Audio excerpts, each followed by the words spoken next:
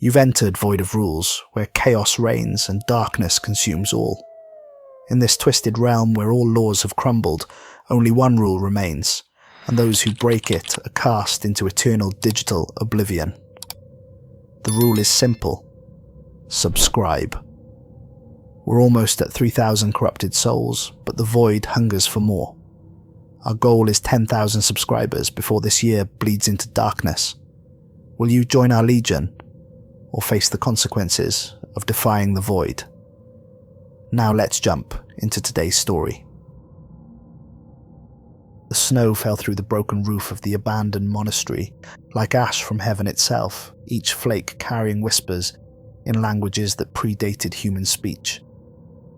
I sat hunched in the corner of what had once been a chapel, my back pressed against stones that had witnessed 1,000 years of prayer, and now bore witness to my damnation.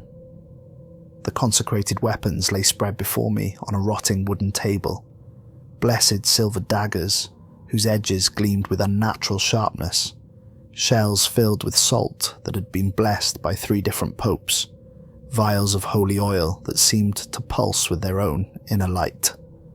My name is Father Luca Moretti, and I used to kill for God. Not in the way you might imagine. I wasn't some fanatical zealot with a bomb strapped to his chest, or a madman burning heretics at the stake. I was something far more dangerous. A professional. An operative for Sanguine Veritas, a secret order buried so deep within Vatican hierarchy that even most cardinals lived and died without knowing we existed.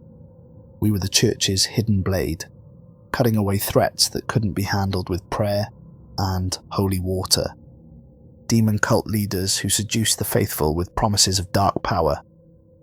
Rogue priests who had delved too deep into forbidden knowledge and emerged changed, twisted, hungry for things that should never be consumed. Supernatural entities that crawled up from the depths of hell itself, wearing human faces but carrying the stench of sulfur and damnation. I'd been good at my job, perhaps too good. The wind howled through the broken stones around me, but after 6 months of running, I knew the difference between natural wind and the beating of wings that existed in dimensions beyond human perception. Something had been hunting me across 3 countries, something that had turned my life into a waking nightmare, where reality bent and twisted around me like heated metal. Every mirror I passed developed spiderweb cracks that spelled out words in languages I couldn't read, but somehow understood. Birds fell dead from the sky when I walked beneath them, their tiny bodies hitting the pavement with sounds like breaking glass.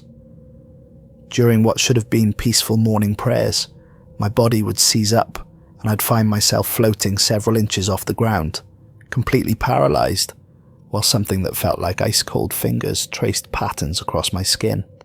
And the marks, sweet Jesus, the marks were everywhere, burned into stone walls wherever I went, etched into bathroom mirrors when I wasn't looking, scorched into the wooden pews of ancient churches. They pulsed with a faint, sickening light that made my vision blur and my stomach turn. The symbols seemed to writhe when observed, rearranging themselves into new configurations that suggested meanings just beyond my comprehension. I'd seen these marks before, in a place I wished I could forget. A place where I'd completed what was supposed to be my final mission, and instead opened a door that should have remained sealed for eternity. But I'm getting ahead of myself. Let me tell you how a faithful servant of God became the most hunted man on earth. 6 months ago, I'd been living a different life entirely. The Apostolic Palace had been my home for 15 years. Its marble corridors and frescoed chambers as familiar to me as my own heartbeat. I maintained a small apartment on the 3rd floor, spartanly furnished with just a bed, a desk, and a prie-dieu for private prayer.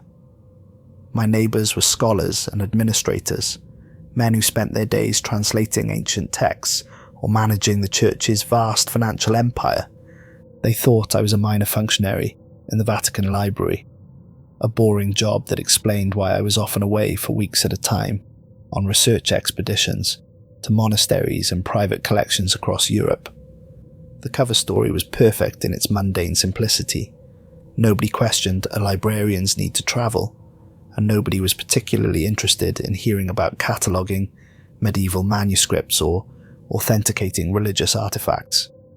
None of them knew that I kept an arsenal of blessed weapons hidden behind a false wall in my bedroom, or that the boring research trips I took were actually assignments to eliminate threats that could destabilize the very foundations of Christianity itself. The morning that changed everything started like any other. I was kneeling at my prie-dieu, working through my morning prayers, when a soft knock came at my door. Brother Marcus, one of the archival assistants, stood in the hallway holding a sealed envelope bearing the crimson seal of Sanguine Veritas. "Father Castellano requests your presence in the usual place," he said quietly, his eyes avoiding mine. Everyone in our section of the Vatican had learned not to ask too many questions about certain meetings. Curiosity about church business beyond your assigned role was a luxury that few could afford. The briefing took place in a windowless room deep beneath St. Peter's Basilica, in levels that didn't appear on any architectural plans. Father Enzo Castellano, my handler for the past decade, was already waiting when I arrived. He spread photographs across the metal table between us, with the careful precision of a surgeon laying out instruments. Enzo was a small man in his early 60s, with greying hair and the pale complexion of someone who spent most of his time underground. But his eyes held depth that spoke of things he'd seen and decisions he'd made that would haunt lesser men. In the decade I'd worked for him, I'd never seen him show fear or uncertainty about any assignment. Today was different.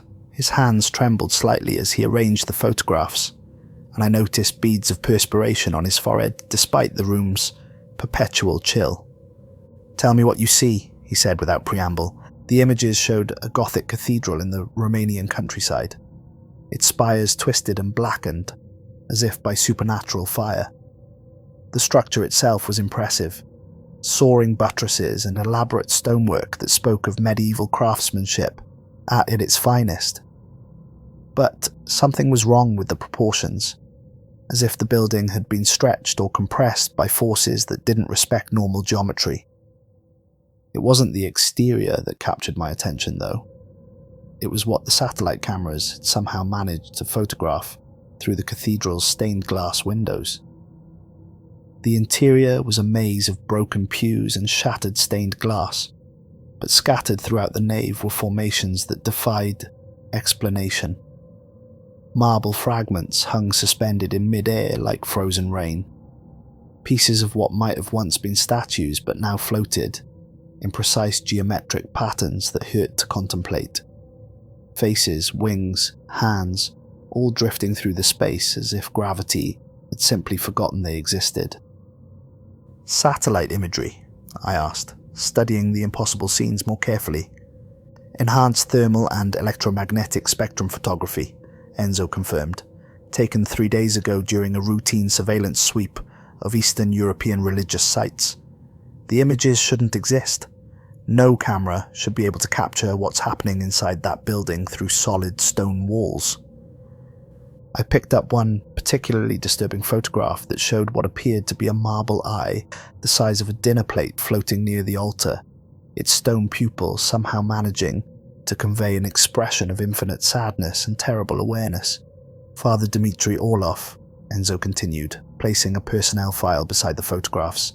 "Heretical bishop, excommunicated 5 years ago for practicing what our scholars believe to be angelic necromancy."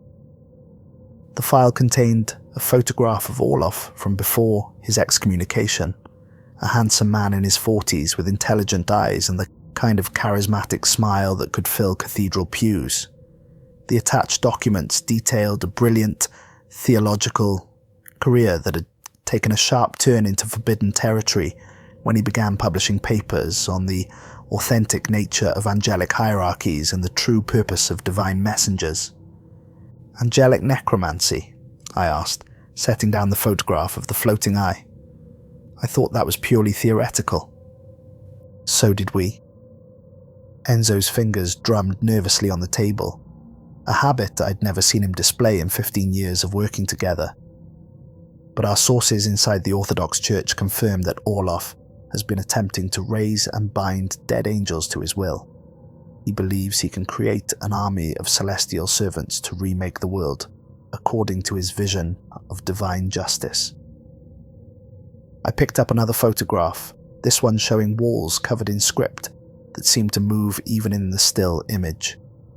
The letters appeared to crawl across the stone like living things, forming words in no language I recognized but that somehow suggested meanings just beyond my comprehension. What exactly is he trying to accomplish?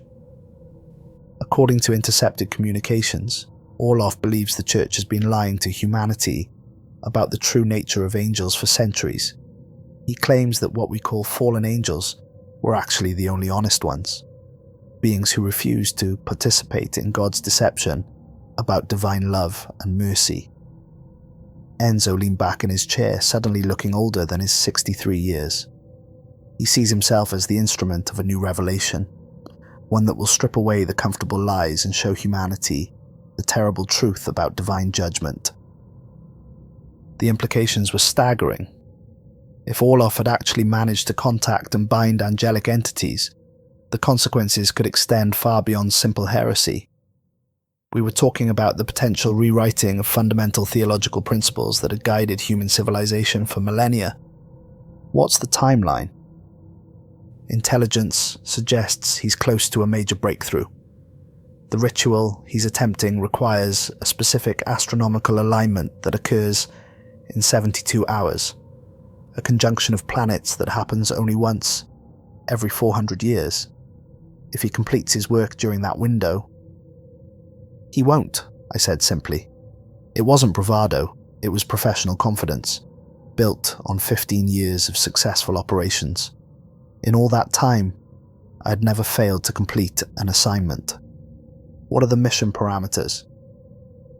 Infiltrate Orloff's stronghold, eliminate the target, destroy any unholy artifacts or texts, extract without leaving evidence of Vatican involvement. Enzo paused, his expression growing more troubled. But Luca, there's something else, something the photographs don't show. He pulled out a final image, this one clearly taken by a human observer rather than satellite equipment. It showed the same cathedral, but from the perspective of someone standing in the village below. At first glance, it appeared to be a normal exterior shot. Then I noticed the shadows. Every shadow cast by the building fell upward, as if the sun were shining from beneath the earth rather than above. Birds in the sky around the cathedral flew in perfect geometric patterns, their formations spelling out letters in that same alien script that covered the interior walls. Most disturbing of all, the weather vane on the highest spire wasn't pointing in any direction. It was spinning in place so rapidly, it appeared as a blur of motion. Who took this? Brother Alexei, from the Orthodox monastery in the nearest village. He's been documenting strange phenomena around the cathedral for the past month. According to his reports, reality itself is becoming unstable in the vicinity of Orloff's activities. I studied the photograph more carefully, noticing details that became more unsettling the longer I looked. The clouds in the sky formed faces when viewed from certain angles. The patterns of light and shadow on the cathedral's walls spelled out words that seemed to shift meaning, even as I read them. Most disturbing of all, there was a figure standing in one of the upper windows, a human silhouette that was simultaneously too tall and too thin to be natural. When do I leave? Tonight, your cover story is already in place. You're conducting research on Byzantine architectural influences in Romanian church construction, a boring enough topic that no one will ask detailed questions. Enzo gathered the photographs and returned them to their folder. Luca, I want you to understand the magnitude of what we're dealing with. This isn't just another rogue priest or demon cult. If our intelligence is correct, Orloff may have actually succeeded in breaching the barriers between our reality and elsewhere. I understand. but even as I said the words, I wondered if I truly comprehended what I was walking into. In 15 years of eliminating supernatural threats, I'd encountered things that challenged the boundaries of human understanding, but this felt different, more fundamental, as if Orlov had managed to tamper with the basic rules that governed existence itself. "One more thing," Enzo added as I prepared to leave. "If you encounter anything that seems to recognize you personally, anything that speaks your name or claims to know you, do not engage with it. Retreat immediately and report back for additional instructions." The warning was so specific and unexpected that it stopped me in the doorway. "Is there something you're not telling me?" "Just be careful, my friend. Some doors should never be opened, and some knowledge should never be gained. Promise me you'll remember that." I promised, gathered my equipment, and left for Romania, with Enzo's warning echoing in my mind. Looking back now, I realized that was the last normal conversation I would ever have with another human being. Within 72 hours, I would discover truths about my own nature that would shatter everything I thought I knew about myself, about the church, about the very nature of reality itself. The flight to Bucharest was routine, filled with the usual mix of business travelers and tourists that populated international flights. I spent the time reviewing my cover materials and going over the mission parameters in my mind. The equipment I needed was waiting in a diplomatic pouch at the Romanian embassy, standard sanguine veritas gear that would be dismissed as archaeological tools if anyone examined it too closely. The Romanian countryside in late autumn was a study in desolation. Grey skies stretched from horizon to horizon, broken only by skeletal trees that clawed at the clouds like arthritic fingers. The rental car's heater struggled against a cold that seemed to seep through the metal and glass, and the radio could only pick up static that occasionally resolved into fragments of orthodox chanting before dissolving back into white noise. The village nearest to Orlov's cathedral appeared to have been abandoned for decades. Windows stared like empty eye sockets from houses whose roofs had collapsed under the weight of accumulated neglect. Weeds grew through cracks in cobblestone streets, and the only sounds were the whisper of wind through broken timbers and the distant tolling of a church bell that rang at irregular intervals with no discernible pattern. I parked at the village's single inn, a structure that looked like it hadn't seen guests since the Soviet era. The proprietor was an elderly Orthodox priest named Brother Alexei, the same man who had taken the photograph Enzo had shown me. He greeted me with nervous enthusiasm, clearly grateful for any human contact in this desolate place. "You are the researcher from Vatican?" he asked in heavily accented English, his eyes darting toward the cathedral on the hill above us. "You have come to study the architecture, yes?" "That's correct. I'm particularly interested in Byzantine influences on local church construction." The cover story rolled off my tongue with practiced ease. "I understand there have been some unusual phenomena in the area recently." Brother Alexei's expression darkened, and he crossed himself with a motion so rapid it was almost frantic. "Strange things, yes. Very strange. The animals, they leave this place 3 weeks ago. Even insects, all gone. And the sounds." "What kind of sounds?" "Singing, but not human singing. Something else, something that makes the stones weep." He gestured towards the cathedral, and I noticed that his hands were shaking. "You should not go there at night, Vatican man. In daylight, perhaps, but when darkness comes, the rules change. Reality becomes fluid." I checked into the inn's single guest room, a sparse chamber with a narrow bed and a crucifix that had been mounted upside down on the wall. When I mentioned this to Brother Alexei, he quickly turned it right side up, but I noticed that within an hour it had somehow inverted itself again. "This happens often?" I asked. "Every day, many times. We fix, it changes back. The cathedral, it reaches out, it touches everything in this place." He paused, studying my face with eyes that had seen too much. "You are sure you must go there? There are other churches, other examples of Byzantine architecture that would serve your research just as well? I'm afraid not.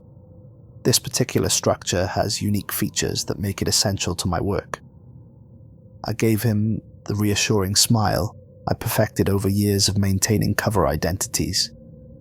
I'll be careful, I promise. That evening, I made my first reconnaissance of the cathedral. The building sat on a hill overlooking the ghost town, its Gothic architecture still impressive despite obvious signs of decay. Gargoyles leered from the corners of the building, their stone faces worn smooth by centuries of wind and rain, but somehow more menacing in their weathered state. As I approached the structure, I noticed the air itself felt different. Heavier, as if I were walking through invisible water. My breath came out in visible puffs despite the relatively warm evening, and every step seemed to echo with more sound than it should have produced. The blessed silver dagger at my belt grew cold against my hip, a sure sign that something unholy was nearby. But it was the shadows that truly disturbed me. Just as in Brother Alexei's photograph, every shadow cast by the cathedral fell upward, defying not just physics but common sense. Stranger still, the shadows moved independently of whatever should have cast them, reaching towards the sky like grasping fingers. I circled the building, noting defensive positions and escape routes out of long habit. The massive wooden doors stood slightly ajar, and from within came a faint glow that pulsed like a heartbeat. But I wasn't ready for a direct confrontation yet. This was purely intelligence gathering. From my vantage point behind a crumbling stone wall, I watched the cathedral for over an hour. During that time, I witnessed phenomena that challenged everything I thought I knew about the natural world. The weather vanes spun constantly, not responding to wind but to some other force entirely.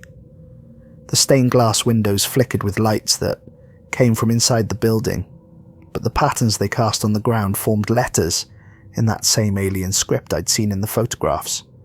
Most unsettling of all were the sounds. Brother Alexei had mentioned singing, but he hadn't prepared me for the reality of it. Voices emerged from the cathedral at irregular intervals.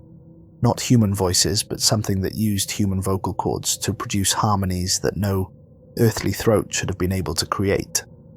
The music was beautiful and terrible at the same time, inspiring simultaneous feelings of awe and revulsion that left me nauseated and strangely exhilarated.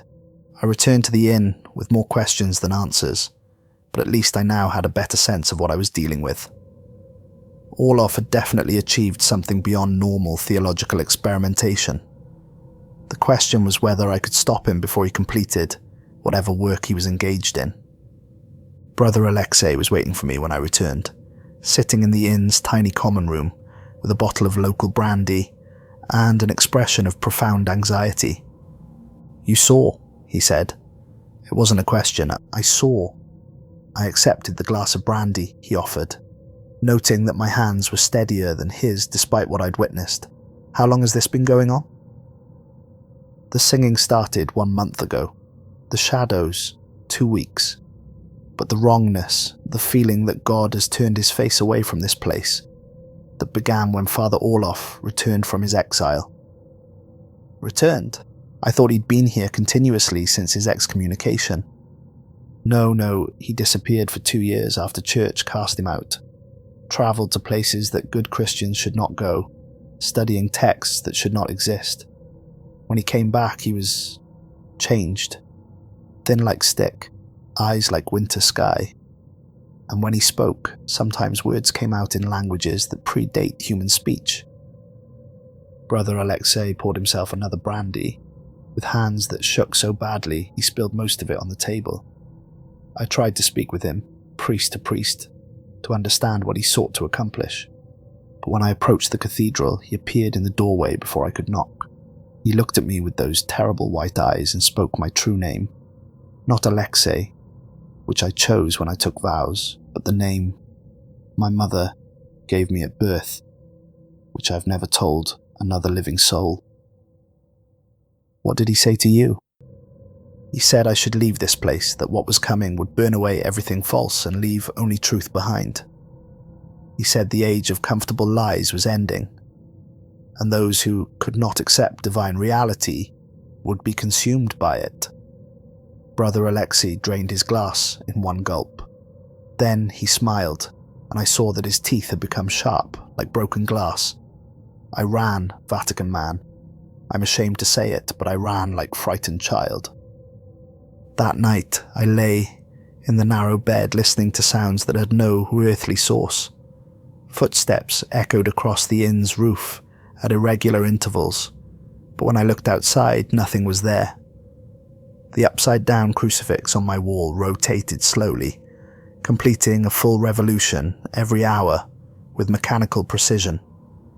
Most disturbing of all, I could hear singing coming from the direction of the cathedral.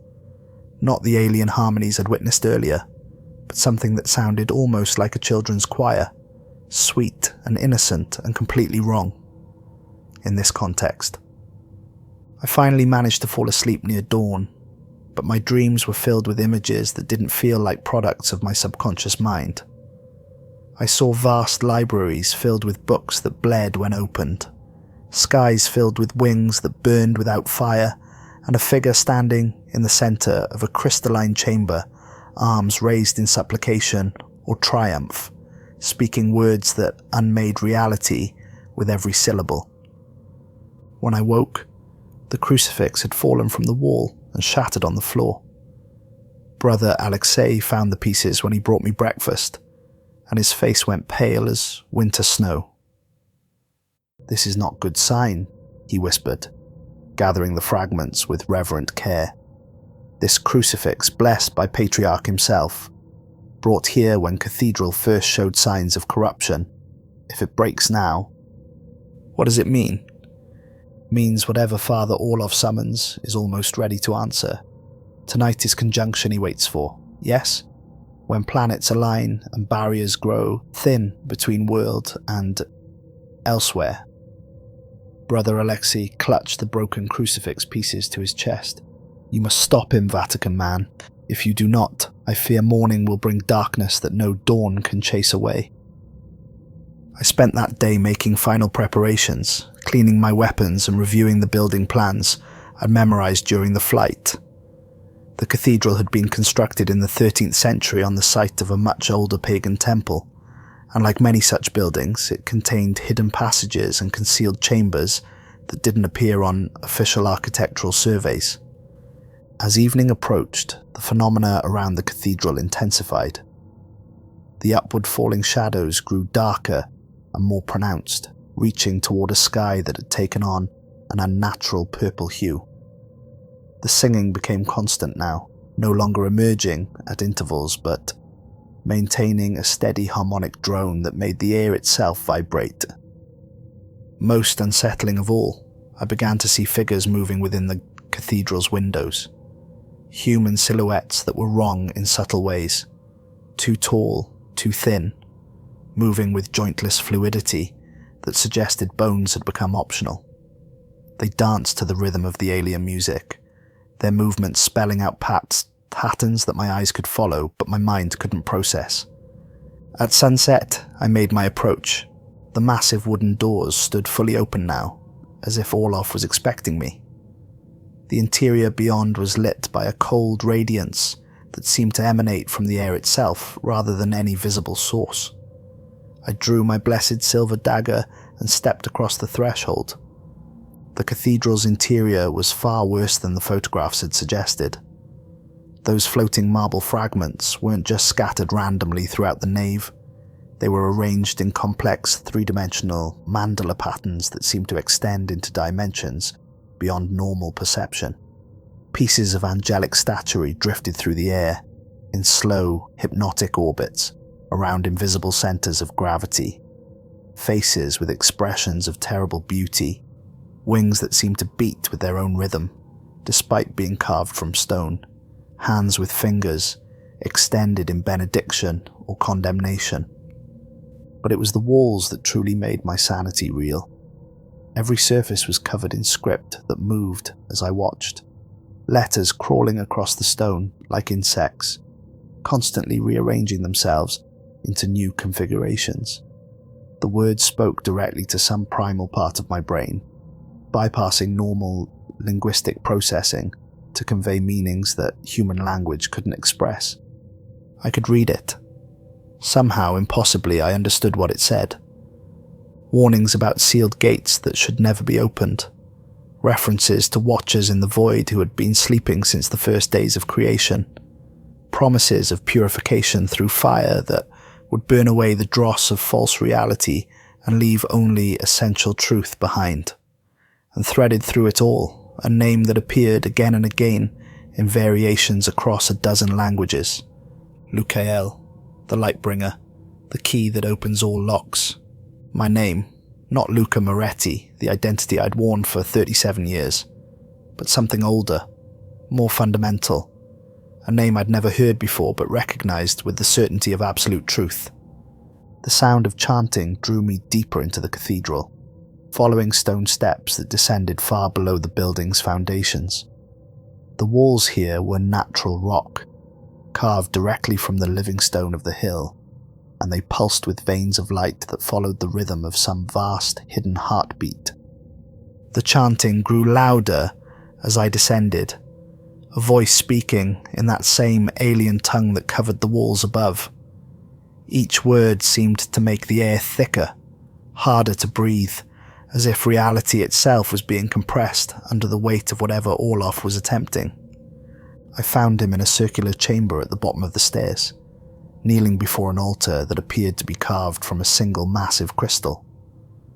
The altar gave off its own light, a cold radiance that cast no shadows and seemed to emanate from within the stone itself. The light pulsed in rhythm with Orloff's chanting, growing brighter with each completed verse. Father Dmitry Orloff had once been a handsome man, if the photographs in his Vatican file were accurate. Now, he was something else entirely. Emaciated to the point where his skin seemed shrink-wrapped over his skeleton, his priestly robes hanging loose on his skeletal frame. His hair had gone completely white and grown down past his shoulders in stringy, unwashed strands. But it was his eyes that truly marked him as lost. They had gone completely white, the pupils and iris burned away by whatever power he had been channeling. Tears of liquid silver streamed down his hollow cheeks, leaving metallic tracks on his pale skin that caught and reflected the altar's cold light. When he sensed my presence and turned to face me, I saw that his mouth had been sewn shut with golden thread, though somehow his voice continued to emerge from his throat in that alien chanting. The sound bypassed his sealed lips entirely, coming from somewhere deeper within his body, as if his vocal cords had been replaced by something that didn't require normal anatomy to function. "Lucael," he said, and impossibly, his voice was clear and unimpeded despite his sewn mouth. The words seemed to come from the air itself, or perhaps from the floating marble fragments that had begun to glow brighter at my arrival. "You have come home at last." The name hit me like a physical blow, carrying with it a flood of memories that weren't mine, but somehow belonged to me.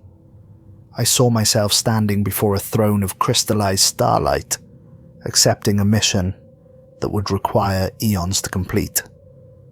I saw myself choosing the form of a human infant, allowing myself to be born into a world of flesh and forgetting, carrying within my artificial soul a key that would one day unlock doors that should remain sealed forever. "You don't understand," I managed to say, though my voice sounded strange in my own ears. "I'm not who you think I am. I'm here to stop you." Orloff's sewn mouth stretched into an impossible smile, the golden threads holding his lips together, beginning to smoke and spark. "You are exactly who I think you are. You are the instrument of revelation, the herald of truth, the key that opens the final lock." His white eyes focused on my face with an intensity that felt like physical pressure. "You think you came here to kill me, but you came because you were called. The time of awakening has arrived." My orders were explicit and non-negotiable. No conversation, no negotiation, no attempts to extract information. Father Orloff was to be eliminated immediately upon contact, before he could complete whatever ritual he was attempting. I drove my blessed dagger into his heart without hesitation. The moment the silver blade pierced his flesh, everything changed. Orlov's body didn't fall or cry out in pain. Instead, he began to laugh, a sound that came not from his throat, but from the walls themselves, from the floating marble fragments, from the very air that surrounded us. His form started to become translucent, revealing not flesh and bone beneath, but networks of light that pulsed with the same rhythm as the crystal altar. "Too late," he whispered, though his voice now seemed to come from multiple directions at once. "The key is turned, the seals are broken, they wake, they rise, they remember." As he dissolved into motes of silver light that dispersed throughout the chamber, he began speaking in a language that was definitely not human. The words burned the air as they left his dissolving form, each syllable crackling with power that made my vision blur and my bones ache. The floating marble fragments throughout the chamber suddenly stopped their lazy orbits and hung motionless in the air, glowing so brightly I had to shield my eyes. But even as I turned away from the blinding radiance, I could feel the words changing me. Each alien syllable rewrote something fundamental in my nervous system, unlocking memories that had been sealed away for reasons I was only beginning to understand. I remembered choosing this form, this life, this moment. I remembered volunteering for a mission that would require me to forget my true nature until the appointed time. I remembered the face of the being who had given me this task, a face that was beautiful beyond human comprehension and terrible beyond human endurance. I remembered my real name, and with it came the crushing weight of what I truly was.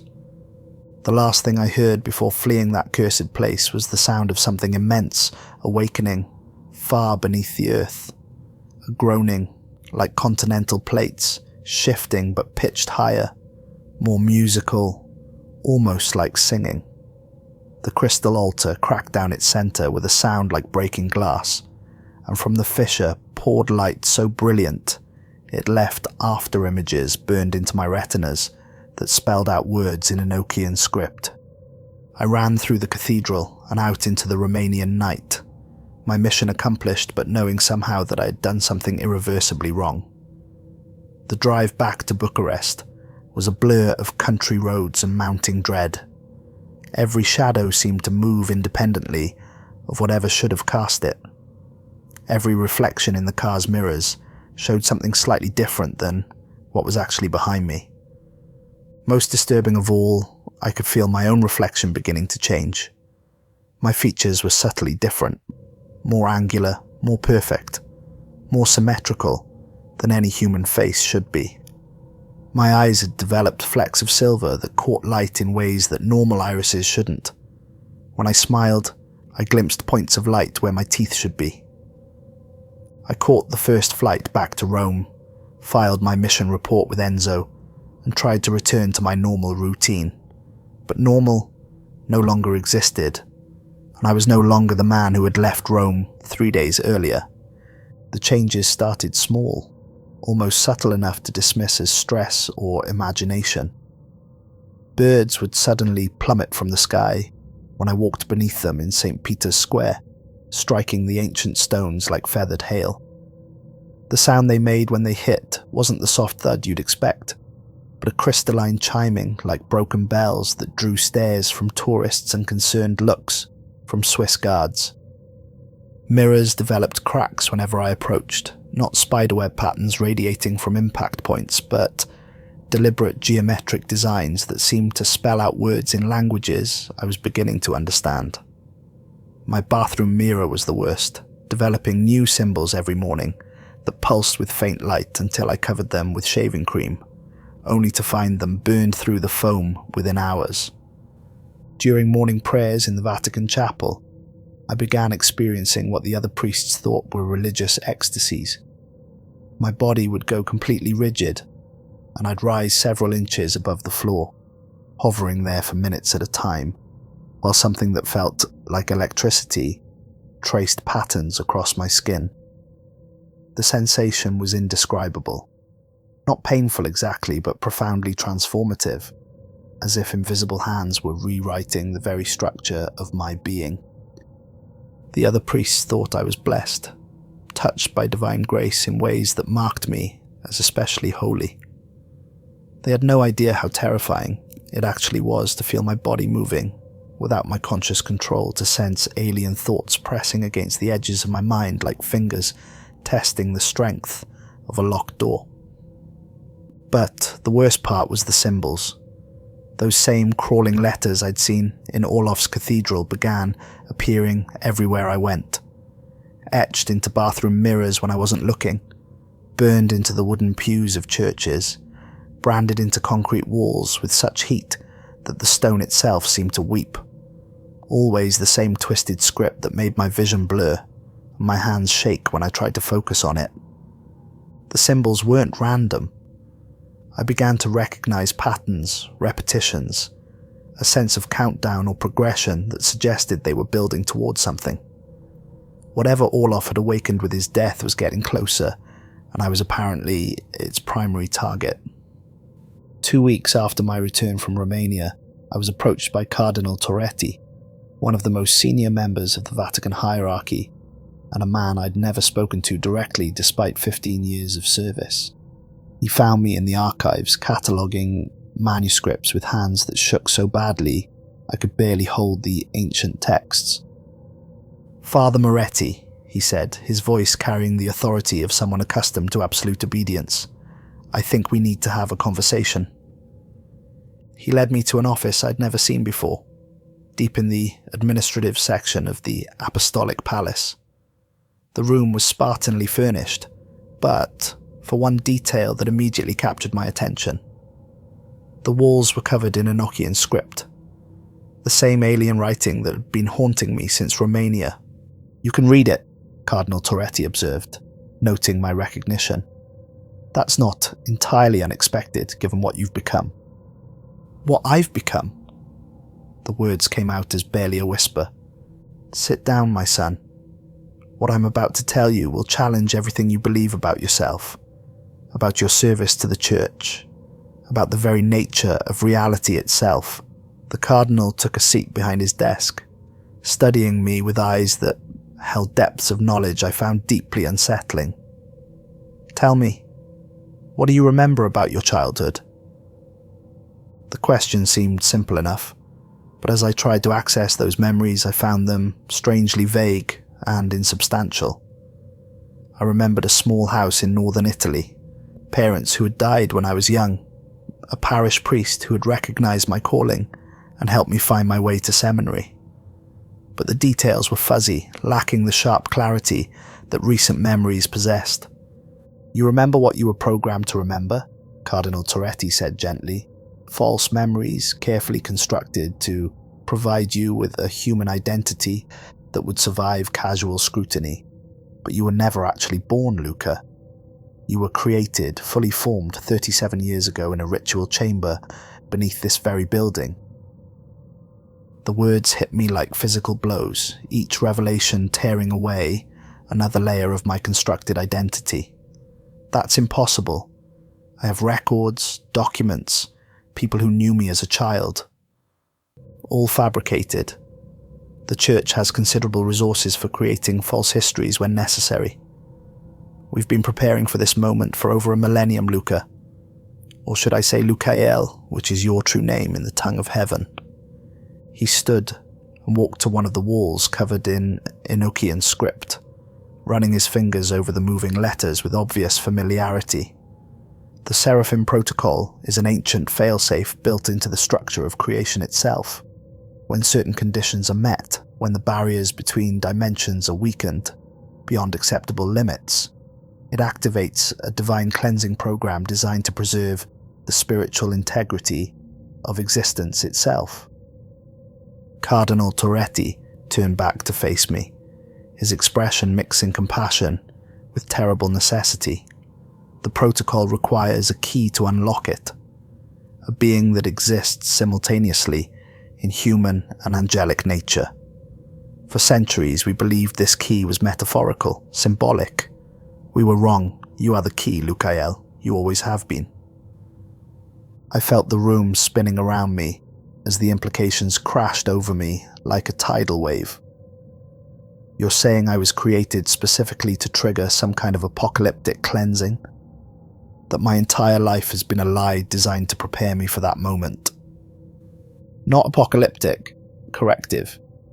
The earth has accumulated spiritual corruption over millennia of human sin and rebellion against divine order. Left unchecked, this corruption would eventually spread beyond our reality and infect other dimensions, other worlds, other forms of life that deserve better than to be contaminated by our failures." The Cardinal returned to his desk and opened a leather-bound volume that seemed to be bound in material that wasn't quite leather and wasn't quite anything else I could identify. The pages were covered in the same moving script that decorated the walls, but these symbols pulsed with a rhythm that matched my own heartbeat. "Your mission in Romania wasn't to stop Father Orloff. It was to complete his work. He had spent years weakening the dimensional barriers around that cathedral, but he lacked the spiritual authority to break them entirely. Only a being like you, one who carries the divine spark within an apparently human form, could shatter the seals completely. But I killed him. I stopped the ritual. You triggered it. The moment your blessed blade pierced his heart, his death released the accumulated spiritual energy he had been storing for years. That energy, combined with your own awakening angelic nature, was sufficient to crack the first seal. The others will follow in sequence, each one easier to break than the last, Marti. I thought about the changes I'd been experiencing since Romania. The floating, the silver eyes, the way reality seemed to bend around me. How long do I have before you complete your transformation? Days, perhaps hours. The process accelerates exponentially once it begins. Cardinal Moretti closed the book and leaned back in his chair. I want you to understand, Lucael, that this is not a punishment or a betrayal. It is a sacred duty that you volunteered for before your human memories were implanted. You chose this burden because you understood its necessity. And if I refuse, if I fight against what you're saying I was designed to do, then you will be fighting against your own fundamental nature, and that is a battle that no being can win indefinitely. The transformation will complete itself whether you cooperate or not. The only choice you have is whether to embrace your destiny with understanding or resist it with futile anguish. I left that meeting with my worldview shattered and my sense of identity in complete ruins. Everything I thought I knew about myself, about my calling, about my place in the universe, had been revealed as elaborate fiction. I was not Luca Moretti, faithful servant of God. I was Lucael, instrument of divine judgment, walking catalyst for the end of the world as humanity knew it. But some stubborn part of me, the part that still felt human despite all evidence to the contrary, refused to accept this fate without a fight. That night, I broke into the sealed archives beneath the Vatican and began searching for alternatives. If the Church had created me for this purpose, then perhaps they had also created countermeasures, ways to stop or redirect the protocol if necessary. I spent hours navigating the maze of hidden chambers, following instincts that felt increasingly alien as my transformation progressed. What I found was worse than I'd imagined. The deepest vault contained reliquaries from across the Christian world, but these weren't the relatively benign artifacts displayed in the public museums. These were items of such concentrated spiritual power that approaching them without proper preparation could destroy a normal human's sanity. Fragments of the true cross that bled actual blood. Thorns from Christ's crown that sang hymns in languages that predated human speech. Bones of martyred saints that glowed with inner fire and whispered secrets about the true nature of divine love and wrath. But it was the central reliquary that captured my attention, a sarcophagus of black stone that seemed to absorb light rather than reflect it. Unlike the other artifacts, this one radiated not holy power, but something older, more primal, more dangerous. Inside, wrapped in pages torn from what I recognized as the original Book of Enoch, something was moving. The first fallen angel the Church had ever captured was not fallen through rebellion, but through defeat. Millennia ago, when the first Seraphim protocol had been activated, human faith had proven strong enough to bind one of the attacking angels and strip it of most of its power. Its eyes had been removed to prevent it from seeing through the dimensional barriers that held it.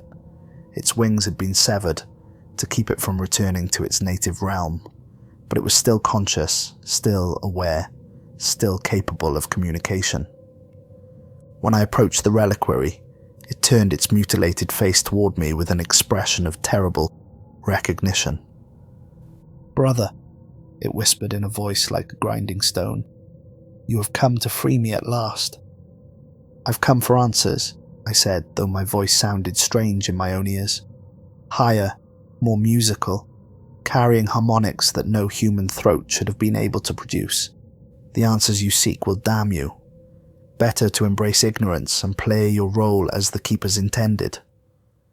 The bound angel shifted within its wrappings, and I could see that its flesh had taken on a crystalline quality, as if it were slowly transforming into living gemstone. "But you will not listen, will you? The human part of you still believes in free will, in choice, in the possibility of defying destiny. Tell me how to stop the protocol." "You cannot stop it. You can only redirect it, choose its target, decide what form the cleansing takes." The angel's eyeless face turned fully toward me, and despite its lack of visual organs, I could feel its attention like physical pressure. "The earth will be purified. That is inevitable. But purification can take many forms. Fire that destroys everything, or fire that burns away only the dross and leaves the gold behind." "What do you mean?" "The original protocol was designed to eliminate all human life and begin again with a more spiritually evolved species. But the seals that bind it can be modified, adjusted, programmed with different parameters." The angel's voice carried a note of something that might have been hope. If one possessed sufficient knowledge and power, the cleansing could be limited to those who have truly earned divine wrath. The innocent could be spared, transformed rather than destroyed. "How?" "The key, you, must choose the form of judgment when the final seal breaks. If you embrace your angelic nature completely, the protocol will activate in its original configuration. Total cleansing, complete restart. But if you maintain connection to your human identity, if you remember what it feels like to love and fear and hope as mortals do, then you can program the cleansing to spare those worthy of redemption." The angel paused, and I could hear the sound of its crystalline flesh grinding against the stone walls of its prison. "But maintaining that connection will require sacrifice. You will have to surrender your full angelic power, accept limitations that will make you vulnerable to the other members of the host when they arrive to ensure the protocol's completion." "They're coming. Even now they stir from their long sleep, summoned by the signal your awakening has sent across dimensional barriers. Scouts first, to assess the situation and mark you for final judgment. Then, hunters designed specifically to track and eliminate any threat to the protocol's successful completion. Finally, if necessary, the throne itself will descend to personally oversee the cleansing." I felt ice water replacing the blood in my veins. "How long?" "Hours for the scouts, days for the hunters, the throne." The angel's expression became almost pitying. "When the throne descends, all choice ends. It carries the absolute authority of divine will, and no being in creation can stand against it." I left the Vatican that night carrying knowledge that felt like poison in my mind, and artifacts stolen from the most forbidden vaults in Christendom. A single thorn from Christ's crown, wrapped in silk blessed by 7 different popes, a vial of oil from the lamp that had burned in Christ's tomb, a fragment of stone from the original temple in Jerusalem, inscribed with the true name of God in script so ancient that reading it could drive mortals mad. If I was going to fight against my own nature and the will of heaven itself, I would need every advantage I could gather. The journey north became a nightmare of mounting supernatural phenomena and increasing desperation. In Florence, every piece of glass in a 6-block radius around my hotel developed the same crack pattern simultaneously, forming Enochian messages that spelled out my location and direction of travel. The cracks lasted exactly 33 seconds before the glass returned to normal, but I knew the message had been received by whatever was tracking me. In Milan, I witnessed my first clear manifestation of the entities hunting me.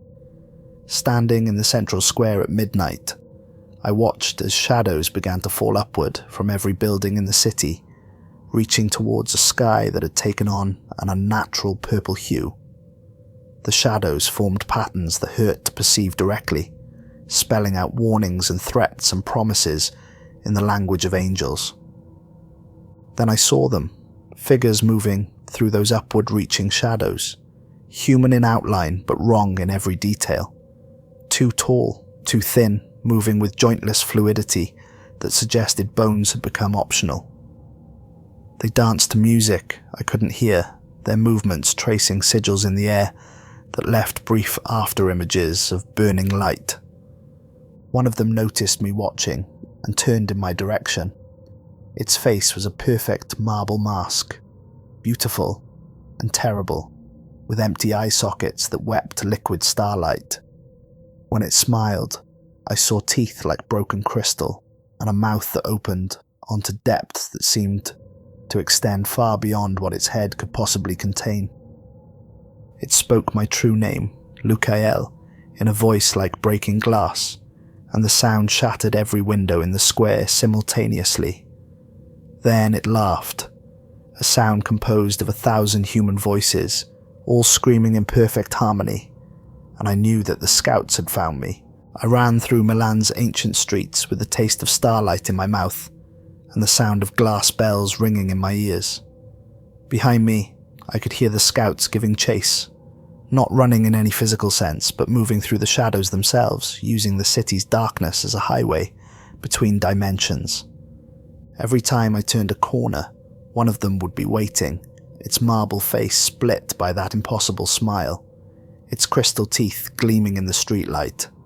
But they didn't attack, didn't try to capture or eliminate me. They were simply marking me, studying me, gathering information about my current capabilities and state of transformation. By the time I reached the Austrian border, my reflection had changed completely. The face that stared back at me from car windows and bathroom mirrors was still recognizably mine, but perfected beyond human limitations. My features had become absolutely symmetrical. My skin had taken on a luminescent quality that made it seem lit from within. And my eyes had turned completely silver, not just flecked with metallic highlights, but solid silver that reflected light like polished mirrors. Most disturbing of all, I had begun to levitate without conscious effort. I would catch myself floating inches above the ground while walking, my feet barely touching the earth as if gravity had become a suggestion rather than a law. When this happened, I could feel the pull of something vast and bright calling me upward, urging me to abandon the illusion of human form and take my place among the stars. But I fought against that pull, clinging to memories of human connection even as they became increasingly distant and abstract. I remembered Enzo's nervous smile during our last briefing. I remembered Brother Alexei's terrified but genuine concern for my safety. I remembered the tourists in St. Peter's Square, ordinary people living ordinary lives, unaware that their entire existence hung in the balance of choices being made by beings they couldn't imagine. These memories became my anchor, the foundation that allowed me to maintain some semblance of human perspective, even as my true nature asserted itself more strongly each day. 3 weeks after fleeing Rome, I found the person who might be able to help me make sense of what I was becoming. Sister Magda Kozlov had once been one of the church's most effective exorcists, called in to assist with possessions that other priests couldn't handle. She had a reputation for getting results where traditional methods failed, partly due to her extensive knowledge of pre-Christian ritual practices, and partly due to a willingness to use techniques that more orthodox clergy considered dangerously close to heresy. But her curiosity about forbidden knowledge had eventually led her too deep into occult studies. She'd been quietly excommunicated after Vatican investigators found her private library contained texts that would have gotten her burned at the stake in earlier centuries, original manuscripts of the Book of Enoch, fragments of the Gnostic Gospels, treatises on angelic hierarchies written by scholars who had paid for their knowledge with their sanity. The official story was that she'd suffered a mental breakdown and been granted early retirement for health reasons. The truth was that she'd learned things the church preferred to keep buried, and her continued existence was tolerated only because eliminating her would have drawn unwanted attention to the subjects she studied. I found her in a hidden sanctuary beneath a Prague bookshop, surrounded by volumes that seemed to whisper when the wind moved through their pages. The shop above sold tourist guides and popular novels to unsuspecting customers, but the basement contained one of the most comprehensive collections of forbidden knowledge in Eastern Europe. Magda was in her 60s now, her steel-grey hair pulled back in a severe bun, and her sharp eyes magnified by thick glasses that seemed to see more than normal lenses should allow. She'd always been thin, but years of living on the church's margins had whittled her down to little more than bone and sinew held together by pure intellectual curiosity. "Lucael," she said when I knocked on her hidden door, using my true name without hesitation. "I've been expecting you for weeks. Come in before they see you." Her sanctuary was a maze of bookshelves that reached from floor to ceiling, filled with texts in dozens of languages. Some of the books moved slightly when I wasn't looking directly at them, their pages rustling with no wind to explain the motion. Others seemed to glow faintly in the dim light, as if the knowledge they contained was literally burning to escape.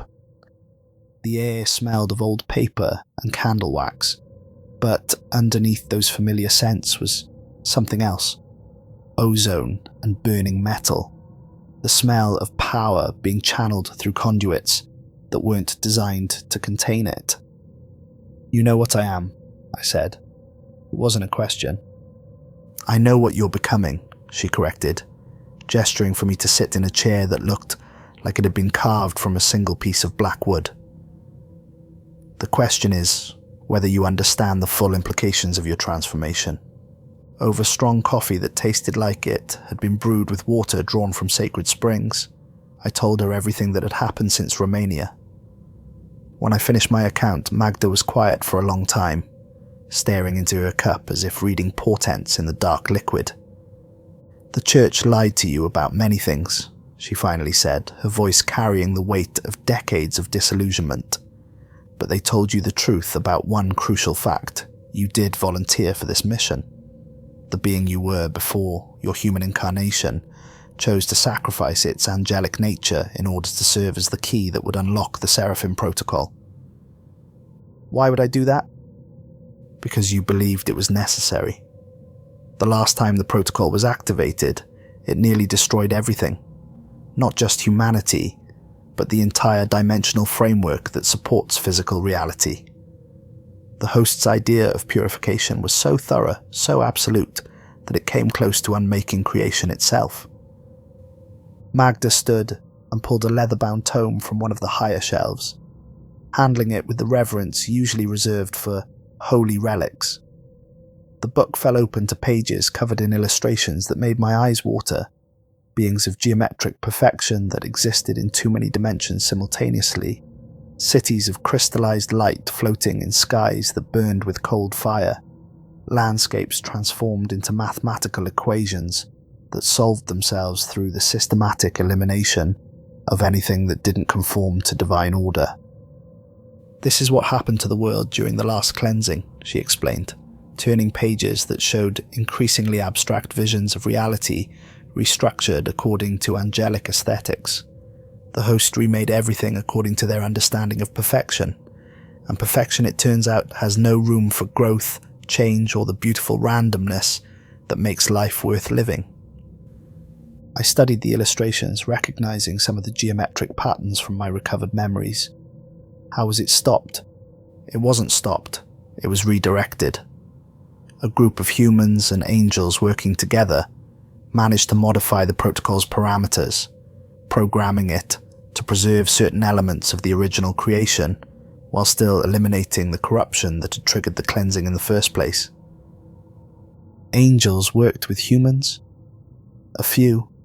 Angels who had spent enough time in physical reality to understand that perfection and beauty are not always the same thing, that sometimes flaws and limitations create more authentic expressions of divine truth than geometric precision. Magda closed the book and returned it to its shelf. Those angels were branded as traitors by the rest of the host and hunted down after the protocol ended. Most were destroyed, but a few managed to hide by incarnating in human form and suppressing their true nature so completely that they forgot what they had been. The implications hit me like a physical blow. You're saying I'm one of them? That I chose to become human, not to trigger the protocol, but to stop it? I'm saying the situation is more complex than the church led you to believe.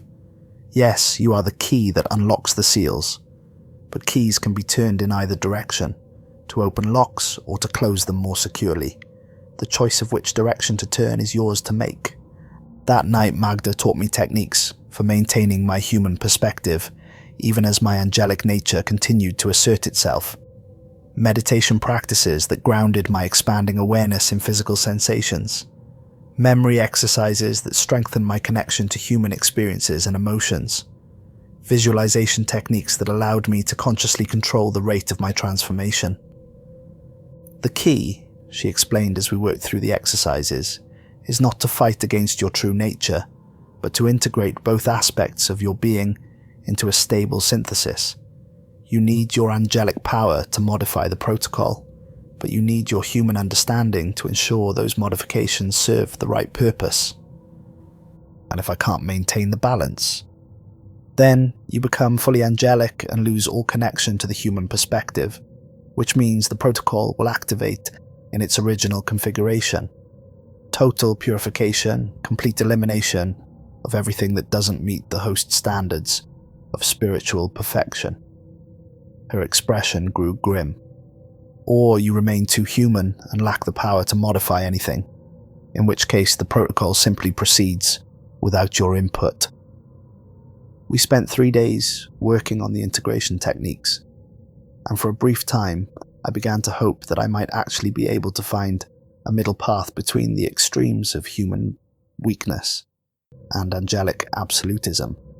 But our work was interrupted by the arrival of the hunters.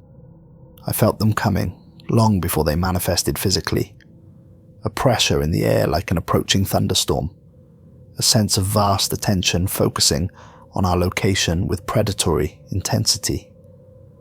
The books in Magda's sanctuary began to smoke and char at the edges, and the protective wards she had spent years carving into the basement walls started to crack and crumble.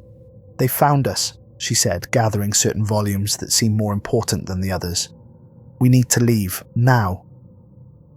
But it was already too late. The attack came during a thunderstorm that materialized out of clear skies, lightning striking in patterns that formed Enochian sigils across the dark clouds. The first hunter manifested as the storm reached its peak, descending through curtains of rain on wings that appeared to be forged from molten iron. Where the scouts had been beautiful in their terrible perfection, this creature was magnificent in its raw predatory power. Its wings dripped burning metal that hissed and steamed when it hit the wet pavement below, and every movement left trails of superheated air that glowed like neon signs. Its face was a furnace of white-hot flame, contained within features of classical beauty, and when it spoke, its voice shattered glass across 3 city blocks. "Lucael," it said, my true name carrying harmonics that made the air itself vibrate. "You have strayed from your ordained path. The host grows impatient with your delay." But this angel wasn't content to simply deliver messages. It raised one burning wing and began to sing. Not the terrible chorus of multiple voices I'd experienced with the scouts, but a single pure note that seemed to resonate with the fundamental frequency of creation itself. The sound made reality vibrate like a struck tuning fork, and I could feel the molecular structure of my body beginning to come apart under the assault.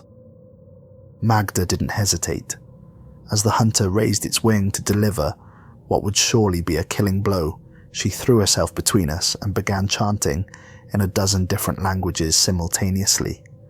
Latin mixed with Hebrew, mixed with tongues that predated human civilization. Words of power that she'd spent decades learning from sources the church had tried to destroy. "Montserrat!" she shouted over the sound of her own flesh beginning to burn from the inside out. "The oldest sanctuary. Find the Thorn of Crowns." I watched in horror as holy fire consumed her from within. Not the warm flames of divine blessing, but the terrible cleansing fire that angels use to purify corruption. Her body became translucent, revealing networks of light beneath her skin that pulsed with the rhythm of her failing heart. But even as she died, her sacrifice bought precious seconds. The hunter stepped back, temporarily banished by the power of her self-immolation. Its perfect features twisted with something that might have been respect, as Magda's spirit dissolved into motes of golden light that scattered on the wind, like blessing made visible. I ran through the Austrian countryside with the taste of her ashes in my mouth, and her final words echoing in my mind. Montserrat Monastery in Spain, one of the oldest Christian sites in Europe, built on a mountain that had been considered sacred long before Christ walked the earth. If she'd sent me there, it meant the monastery contained something powerful enough to help me complete the integration I'd been working on. The journey across Europe became a blur of stolen cars, forged documents and safe houses that weren't safe anymore. Every reflective surface showed me the angelic sigil spreading across my skin like a slow infection. Not just the mark on my shoulder, but an entire network of symbols that traced the pathways of my nervous system with lines of silver fire. I was changing more rapidly now, the hunter's attack having accelerated the transformation process beyond what my meditation techniques could control. Sometimes, I would catch myself levitating without realizing it, my feet floating inches above the ground while I walked. Other times, I would speak words in Enochian without conscious thought, my voice carrying harmonics that shattered windows and made animals flee in terror. Most disturbing of all were the memories that continued to surface. Not just recollections of my angelic existence, but visions of possible futures that branched out from this moment like the limbs of an infinite tree. I saw versions of the coming cleansing that ranged from surgical precision to total annihilation, each one dependent on choices I had yet to make and capabilities I was still developing. In one future, I embraced my angelic nature completely and stood beside the throne as humanity was systematically eliminated, their individual sparks of divine light separated from corrupted flesh and reorganized into more efficient spiritual configurations. The earth became a crystal sphere floating in space, beautiful and perfect and utterly lifeless. In another, I clung so desperately to my human identity that I lost all power to influence the protocol's activation. The host descended without my guidance, and their cleansing was so thorough that it reduced the entire planet to its component atoms, leaving nothing but cosmic dust where a world had once flourished. But there were other possibilities, futures where the cleansing was selective rather than universal, where the innocent were transformed rather than destroyed, where humanity emerged from the trial evolved rather than extinct. These visions gave me hope, but they also showed me how narrow the path between salvation and damnation truly was. I reached Montserrat, just as the sun was setting behind the mountain's jagged peaks, painting the ancient monastery in shades of gold and crimson that seemed almost prophetic. The building perched on the mountainside like a stone crown, its walls carved directly from the living rock in a display of architectural ambition that bordered on hubris. Brother Thomas, the monastery's keeper of relics, was waiting for me at the gates as if my arrival had been foretold in prophecies older than Christianity itself. He was ancient beyond measure, his face lined with wrinkles that seemed to form their own patterns of meaning, his eyes clouded with cataracts that somehow still managed to see more clearly than normal vision should allow. "Lucael," he said without surprise, using my true name with the casual familiarity of someone who had been expecting this meeting for decades. "You seek the Thorn of Crowns." Magda said it could help me maintain the balance between my two natures. Sister Kozlov was wise but not entirely correct. Brother Thomas led me deeper into the monastery, through chambers filled with relics that hummed with barely contained power. The thorn cannot help you maintain balance. It will force you to choose one nature or the other, permanently and irrevocably. We passed through corridors lined with artifacts that made my transformed senses real. Fragments of the true cross that bled actual blood. Stones from the original temple that sang hymns in languages that predated human speech. Vials of oil from lamps that had burned in Christ's tomb and somehow continued burning 2,000 years later. What kind of choice? The thorn contains a fragment of the moment when divinity chose to experience human suffering rather than simply observe it from a position of perfect detachment. Brother Thomas stopped before a door that bore seals in languages that made my eyes water to read. When you touch it, you will experience that choice from the perspective of absolute power. You will understand in a way that transcends intellectual knowledge what it means to voluntarily limit oneself for the sake of love. He produced a key that seemed to be carved from crystallized light and opened the door to reveal a chamber that existed outside normal spatial relationships. The room was perfectly spherical, with no obvious floor or ceiling, yet I could walk on any surface as if it were level ground. At the center floated a single reliquary that seemed to contain its own miniature sun. Inside that reliquary, suspended in a matrix of crystallized time, was a single thorn from Christ's crown.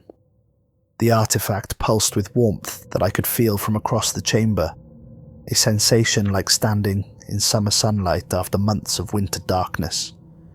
If you choose your human nature, Brother Thomas explained, as I approached the reliquary, you will lose most of your angelic power, but retain the ability to love, to hope, to see beauty in imperfection. You will be able to guide the protocol toward mercy rather than absolute justice, but you will also be vulnerable to the host when they come to ensure its completion. And if I choose my angelic nature, you will possess the full power of your kind, but you will lose the capacity for the kind of love that motivated the original sacrifice. You will see humanity's flaws as corruption to be eliminated, rather than weakness to be strengthened. The protocol will activate it in its purest form.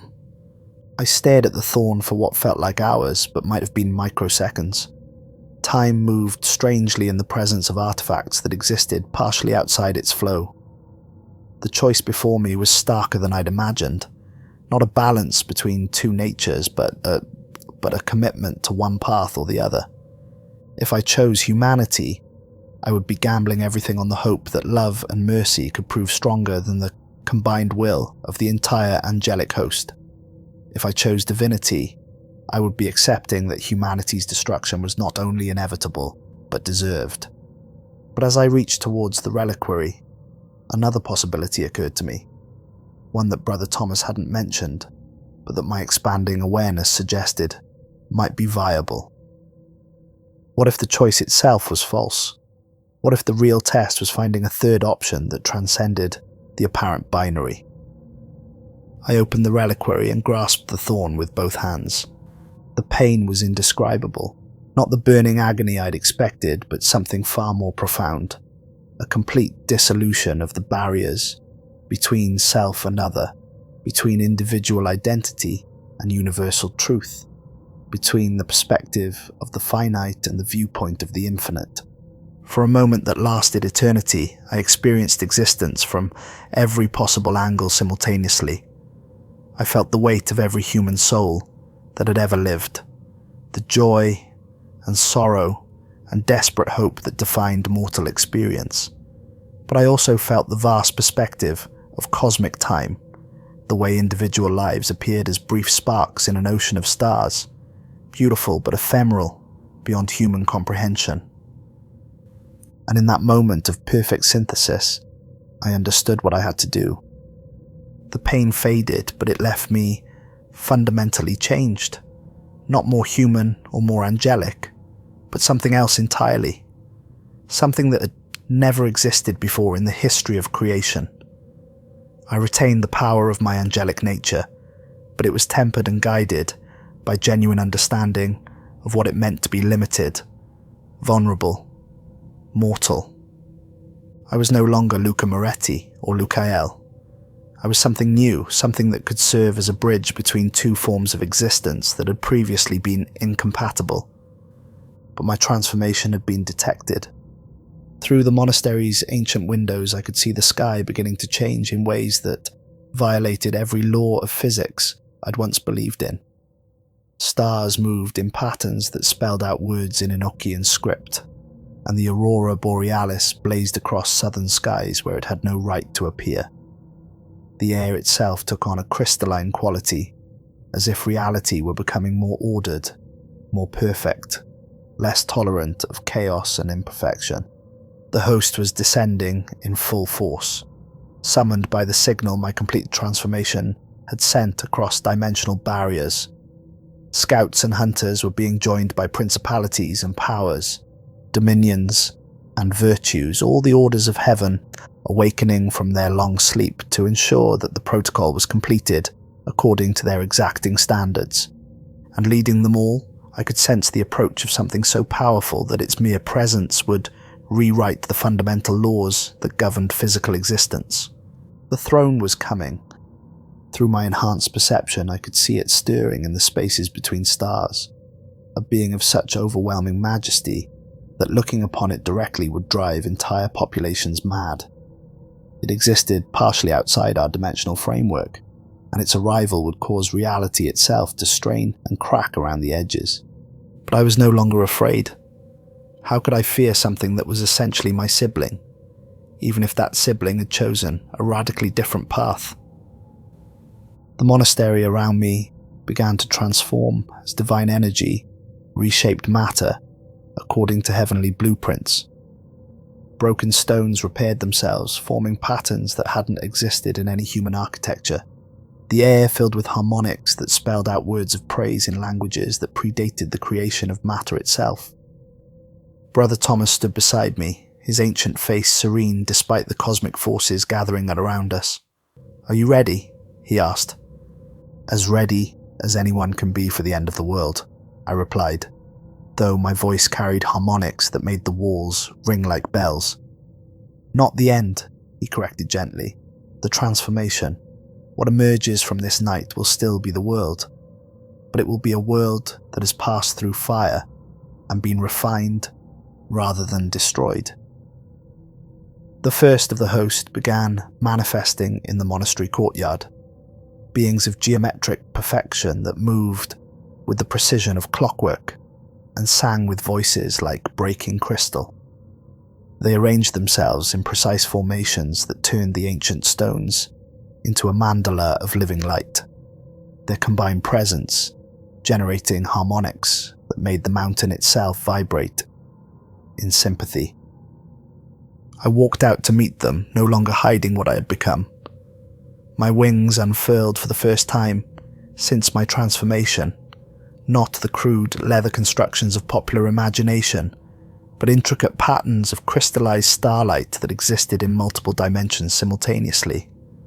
My human form remained, but it was clearly only one facet of a much larger existence that extended beyond the boundaries of normal space-time. The assembled angels fell silent as I emerged from the monastery, their perfect faces reflecting a mixture of recognition and confusion. They knew what I was supposed to be. The key that unlocked the seals, the trigger that activated the protocol in its original configuration. But what I had become was something unprecedented, something their ancient programming hadn't prepared them to categorize or respond to. A ripple of uncertainty passed through their ranks, and for a moment, I dared to hope that my transformation might be enough to make them reconsider their purpose. Then the sky split open like torn fabric and the throne descended. This was no ordinary angel, no matter how powerful. This was one of the highest orders of the heavenly host, a being so ancient and mighty that it had been present at the first moment of creation, had helped design the fundamental laws that governed existence itself.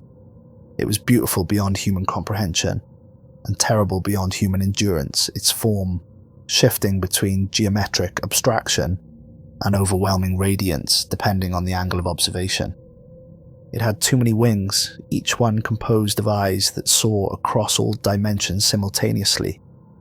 Its halo was a ring of burning thorns that rotated slowly around a head that shifted between human perfection and mathematical precision.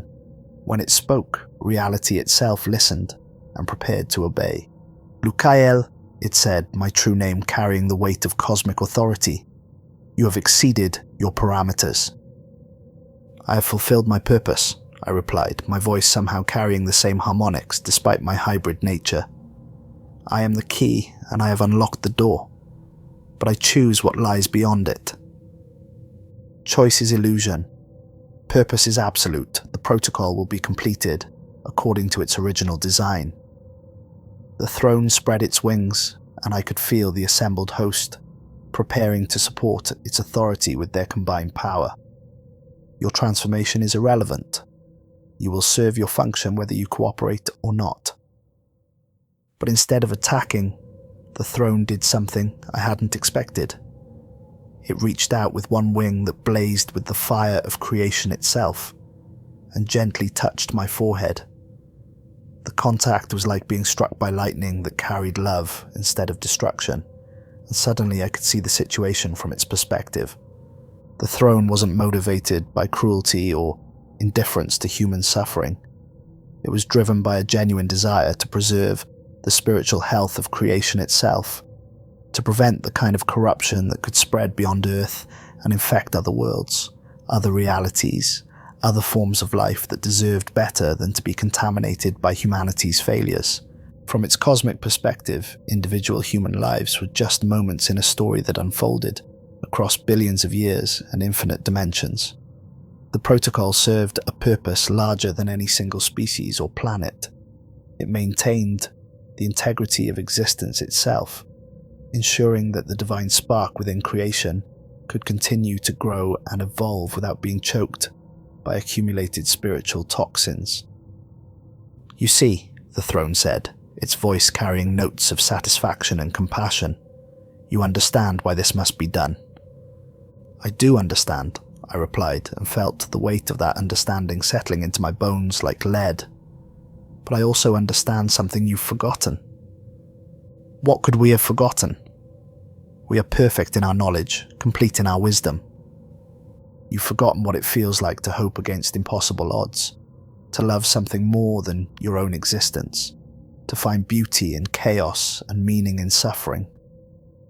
I spread my own wings, no longer hiding the full extent of my transformed nature. You've forgotten that sometimes the divine spark burns brightest in broken vessels. The throne's expression, insofar as a being of such transcendent nature could be said to have expressions, shifted to something that might have been curiosity. Elaborate. The last time the protocol was activated, it nearly destroyed everything because it was too perfect, too absolute. Creation needs imperfection to grow, needs struggle to develop strength, needs the possibility of failure to make success meaningful. I gestured towards the assembled host, their perfect forms, arrayed in mathematical precision around us. You're trying to solve the wrong problem. The problem is corruption, spiritual contamination that threatens the integrity of existence itself. No, the problem is stagnation. You're so afraid of imperfection that you've forgotten perfection without growth is just another form of death.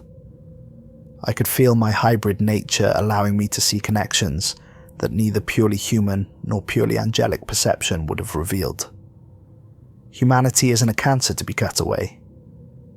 It's an experiment in conscious evolution, a test to see if divine sparks can learn to burn brighter through their own choices rather than imposed order. The throne was silent for a long moment, its countless eyes focusing on me, with an intensity that made the air itself shimmer. Around us, the assembled host waited for its decision, their perfect forms poised between action and contemplation. "You propose to modify the protocol," it finally said, "to reprogram the cleansing parameters according to your hybrid perspective. I propose to complete it. But completion doesn't have to mean destruction. It can mean transformation, elevation, a graduation rather than an execution. And if humanity fails this test, if they prove incapable of the growth you believe possible?" I felt the weight of that question like a physical blow. Billions of lives hung in the balance of my next words. The entire future of human civilization dependent on my ability to convince a being of absolute authority that mercy was stronger than justice. Then they fail on their own terms, through their own choices, rather than being eliminated before they have the chance to try. I met the throne's burning gaze directly, drawing strength from the hybrid nature that allowed me to stand in its presence without being destroyed. Isn't that what free will was supposed to be about? The right to choose their own path, even if that path leads to damnation? The throne extended one perfect hand toward me, palm up, offering a choice that would determine the fate of everything I had once thought I was trying to protect. "Very well, Lucael," who was Luca. "Show us what your compassion can accomplish. Take control of the protocol and program it according to your vision of merciful judgment. But understand that this choice makes you responsible for every consequence that follows." I stared at that offered hand for what felt like hours but might have been microseconds. Taking it would give me the power to reshape the cleansing according to my understanding of what humanity needed, rather than what it deserved. But it would also make me the ultimate arbiter of human worth, the being who decided, who lived, and who died, based on standards that no mortal could fully comprehend. The irony was perfect in its terrible symmetry. To save humanity from divine judgment, I would have to become their judge. But what choice did I have? Let the protocol proceed in its original configuration and watch as billions of people were systematically eliminated, or accept the responsibility and try to guide the process towards something that might qualify as mercy? I reached out and took the throne's hand. The moment our flesh touched, I felt the full weight of the protocol downloading into my consciousness. Not just the mechanism for planetary cleansing, but the entire cosmological framework that determined how divine justice operated across multiple dimensions and infinite realities. I saw the rules that govern spiritual evolution, the standards by which beings were judged worthy of continued existence, the mathematical equations that balanced individual freedom against cosmic order. It was overwhelming in its complexity and terrifying in its implications. Every choice I made would ripple across eternity, affecting not just humanity, but every form of life that would ever evolve in this reality. The responsibility was literally infinite. But with that responsibility came power beyond imagination. I could feel the protocol's parameters shifting in response to my will, reconfiguring themselves according to my hybrid understanding of what constituted spiritual health.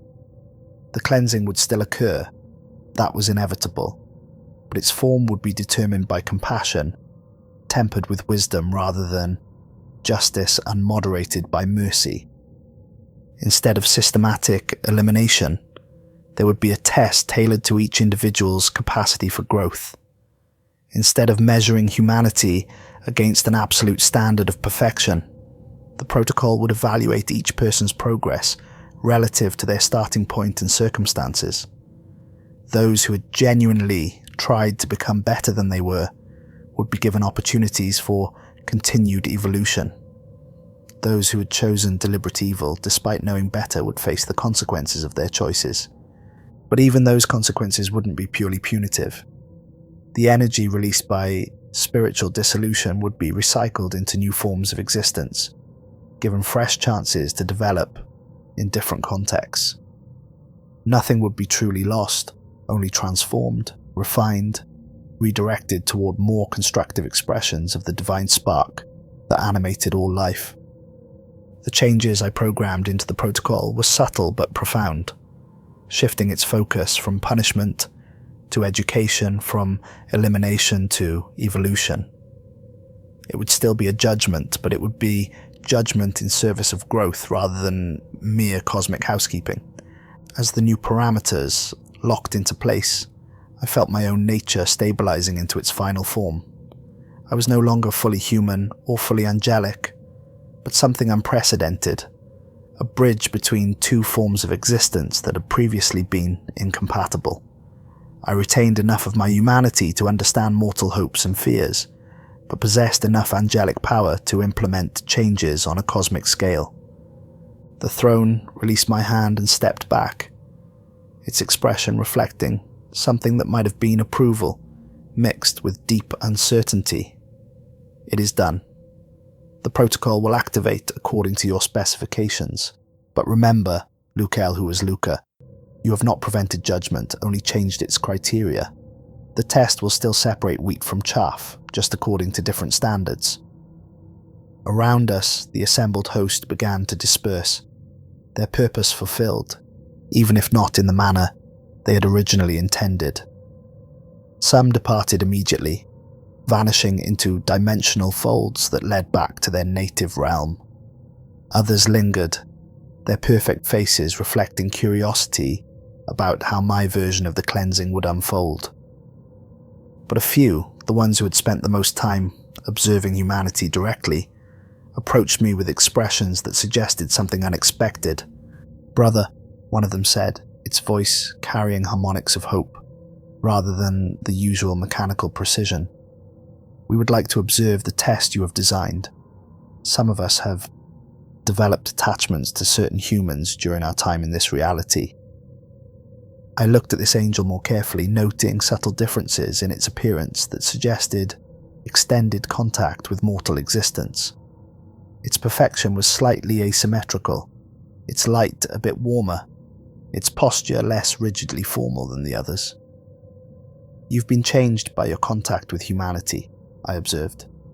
"As you were, as any being would be who spent time among creatures capable of love that transcends logic, hope that defies evidence, sacrifice that serves no purpose except to honor connections that exist only in their imaginations." The angel's expression shifted to something remarkably like a smile. "We understand now why you fought to preserve them. They are fascinating in their contradictions." Over the following hours, as the cosmic machinery I had programmed began to spin up to operational status, I found myself in conversation with these changed angels.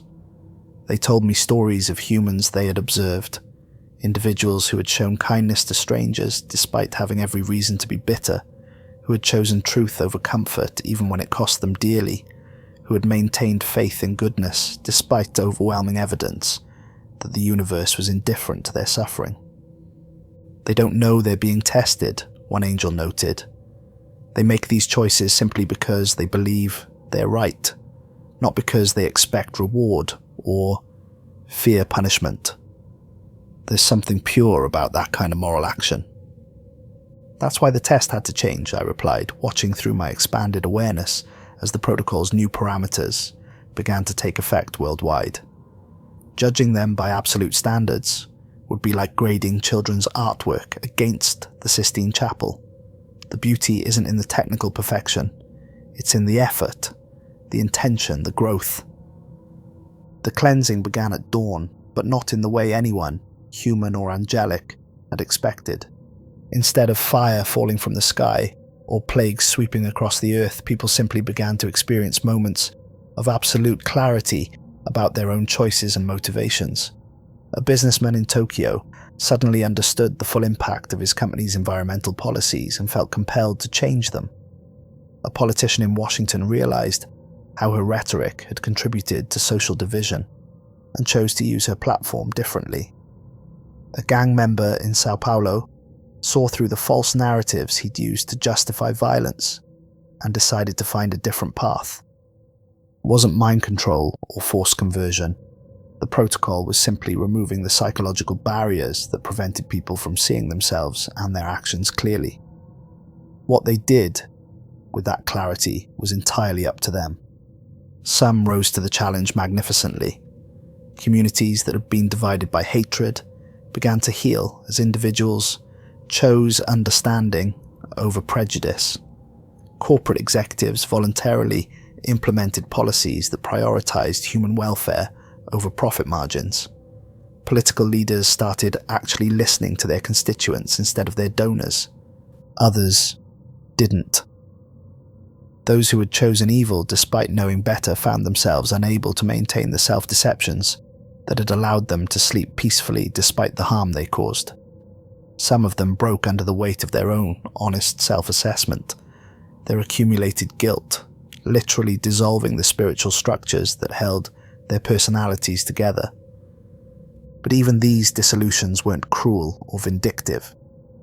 The energy released was immediately recycled into new forms. Newborn children with unusual potential for empathy, artists whose work would inspire others toward greater compassion, scientists whose discoveries would help heal the damage previous generations had inflicted on the planet. The test wasn't pass or fail. It was more like a sorting mechanism that directed each soul towards the next stage of its development. Those ready for greater responsibility were given it. Those who needed more time and simpler circumstances were provided with fresh starts. Even those who failed completely were offered the chance to try again from the beginning. As I watched this process unfold across the globe, I felt a complex mixture of relief and trepidation. My version of the protocol was working. Humanity was being evaluated and sorted according to compassionate criteria rather than absolute standards. But the sheer scope of the transformation was staggering, and I couldn't predict all of its long-term consequences. "Second thoughts?" the throne asked, materializing beside me as I stood on Montserrat's peak, watching the dawn of humanity's new age. "Questions," I corrected. "I've given them a more merciful test, but it's still a test. Still a judgment imposed from outside rather than chosen from within. I can't help wondering if that makes me just another cosmic tyrant with better intentions." The alternative was extinction. Sometimes the choice isn't between perfect and imperfect options, but between imperfect and catastrophic ones. The throne's expression was difficult to read, but its tone carried notes of something that might have been approval. You chose to save what could be saved rather than lament what couldn't be perfected. And if I'm wrong, if humanity doesn't grow from this experience, if they just find new ways to hurt each other and corrupt creation, then they'll face another test, designed by whatever being volunteers to take responsibility for their continued existence. Free will doesn't end just because divine intervention occurs. It adapts, finds new expressions, creates fresh opportunities for both growth and failure. The throne spread its wings, preparing to depart now that its mission was complete. You've bought them time and opportunity, Lucael who was Luca. What they do with both is up to them. As the greatest of angels vanished into dimensions beyond human perception, I remained on the mountain watching the sun rise over a world that was simultaneously the same and completely different. Below me, 7 billion people were beginning the most important day of their lives, though most of them didn't know it yet. Some would pass the test with flying colours, revealing depths of wisdom and compassion that even I hadn't suspected they possessed. Others would struggle, but ultimately choose growth over stagnation, truth over comfortable lies. A few would fail catastrophically, their spiritual structures collapsing under the weight of honest self-examination. But all of them would have the chance to choose their own fate based on who they really were, rather than what others expected them to be. It wasn't perfect. It wasn't even clearly right. But it was merciful. And sometimes mercy was the closest approximation to justice that an imperfect universe could provide. As the last of the hosts departed for their native realm, leaving me alone with the consequences of my choices, I felt the weight of infinite responsibility settling around my shoulders like a mantle, woven from starlight and hope. I was no longer Luca Moretti, Vatican assassin. I was no longer Lucael, seraph of the Sixth Choir. I was something new, something unprecedented, the guardian of a species that didn't know it needed guarding, the shepherd of souls that had no idea they were part of a flock. The story I had been telling myself about divine judgment and cosmic justice had become something else entirely, a tale of transformation and possibility, of mercy triumphing over absolute law. Not through sentiment, but through a deeper understanding of what creation was actually supposed to accomplish. Whether it was a better story remained to be seen, but at least it was a story that gave humanity the chance to write its own ending. As I spread my wings and rose into the morning sky, beginning my new existence as guardian of a world in transition, I carried with me one final thought. Sometimes the greatest act of love is not to save someone from their choices, but to ensure they have the wisdom to choose well.